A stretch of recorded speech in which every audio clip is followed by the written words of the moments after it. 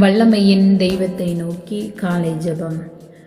வார்த்தையான ஆண்டவரே, வாழ்வளிக்கும் வல்லவரே, நல்லவரே, வாழ்ந்து காட்டி சென்ற வள்ளலே இயேசுவே, பலனாய் ஆற்றலாய் எங்களோடு தங்கி வாசம் செய்யும் ஆவியானவரே, உம்மை போற்றுகின்றோம், புகழ்கின்றோம், பாடி மகிழ்ந்து உமது பெயரை மகிமைப்படுத்துகின்றோம், நன்றி கூறுகின்றோம்.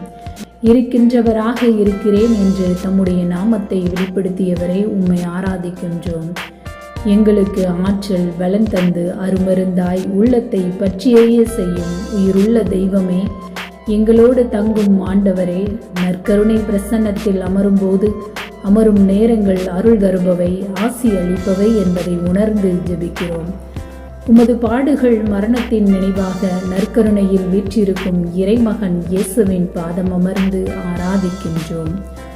உம் திருமகனின் சொற்களை எங்கள் மனத்தில் இருத்தும்படி ஆண்டவரே, எங்கள் இதயத்தை திறந்தருளும்படியாக ஜெபிக்கிறோம்.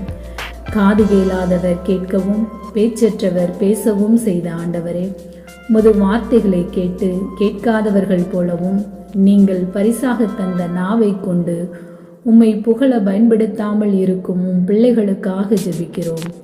உம் வார்த்தைகளை உமது குரலை கேட்கும் பிள்ளைகளாக உருவாக்கிட வேண்டுமாய் ஜெபிக்கிறோம். சீராக் 51:22 ஆண்டவர் எனக்கு நாவை பரிசாக கொடுத்தார், அதை கொண்டு நான் அவரை புகழ்வேன் என்ற வார்த்தையின்படி நாவை கொண்டு உம்மை போற்றி புகழ்ந்து ஜெபித்து வாழ தூய ஆவியால் நிரப்பிடும்.